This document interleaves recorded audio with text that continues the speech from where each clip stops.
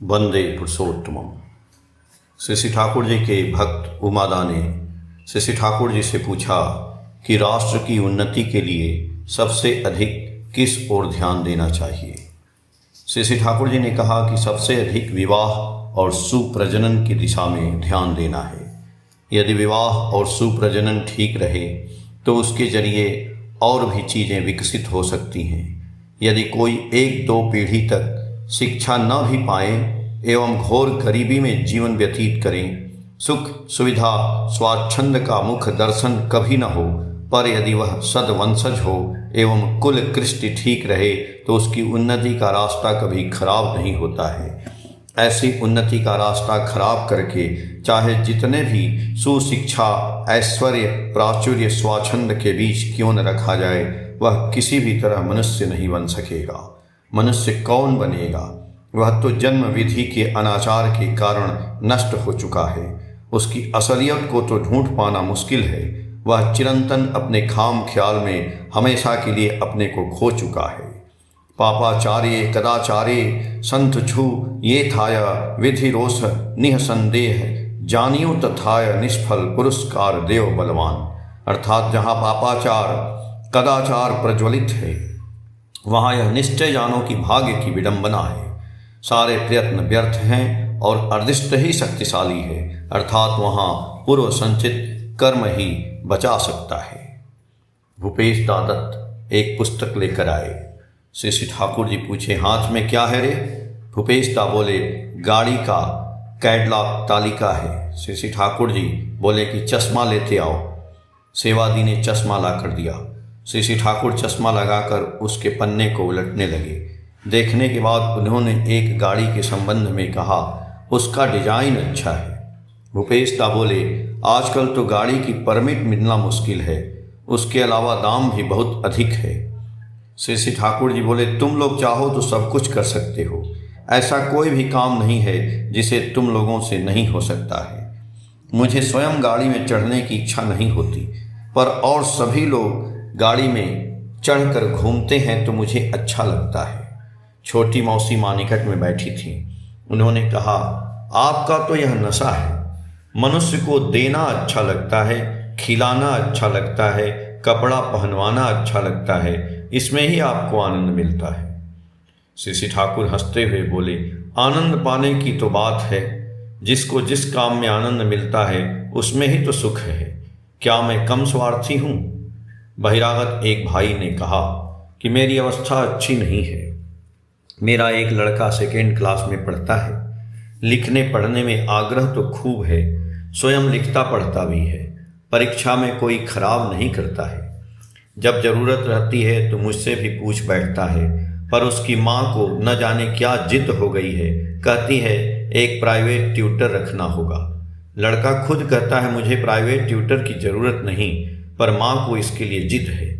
मुझे भी उतना सामर्थ्य नहीं है कि मैं रख सकता हूँ, पर आसपास में सभी घर वाले बच्चों के लिए प्राइवेट ट्यूटर रखते हैं। उन्हें अपने स्वयं पढ़ने का आग्रह कम जाता है। प्राइवेट ट्यूटर पर अधिक निर्भरशील हो जाते हैं। जब तक मास्टर बैठते हैं तब तक लड़के पुस्तक लेकर बैठते हैं, उसके बाद वे पढ़ना नहीं चाहते, चाहे जो हो। प्राइवेट ट्यूटर रखने के संबंध में मुझे आप क्या करने कहते हैं?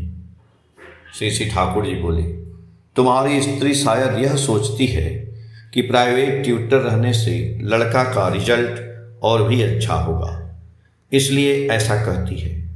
पर लड़का जब स्वयं आग्रह सहित पढ़ता है एवं आवश्यकता अनुसार तुम भी उसे कुछ बता देते हो तो अलग अलग मास्टर रखने की ज़रूरत ही क्या है, खासकर जब तुम्हारी आर्थिक अवस्था वैसी अच्छी नहीं है।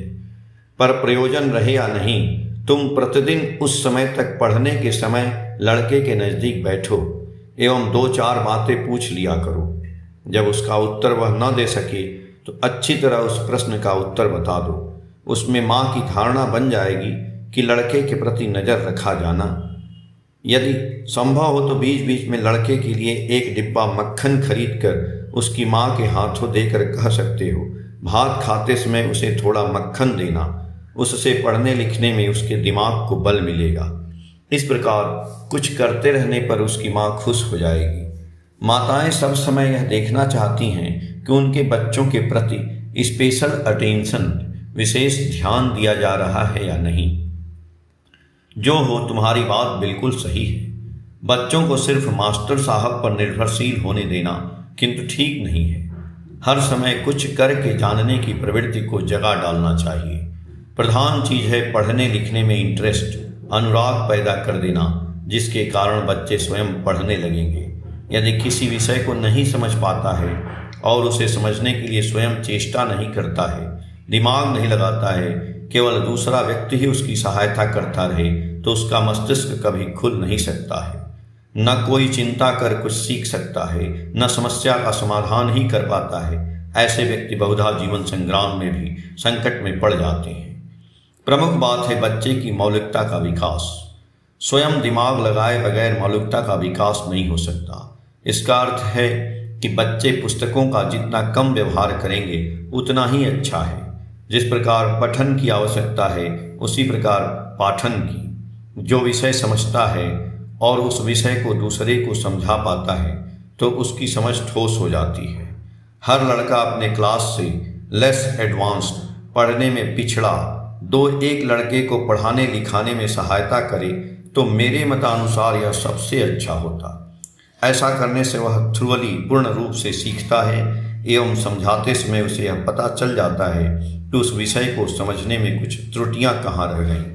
यदि शिक्षक स्वयं अपनी उपस्थिति में क्लास में छात्रों को बीच बीच पढ़ाने का मौका दें और प्रयोजनानुसार उसकी सहायता करें तो अच्छा होता। शिक्षक को छात्रों की तरह प्रश्न करना चाहिए। इसमें छात्रों का सेल्फ कॉन्फिडेंस, आत्मविश्वास खूब बढ़ जाता है। जय गुरु।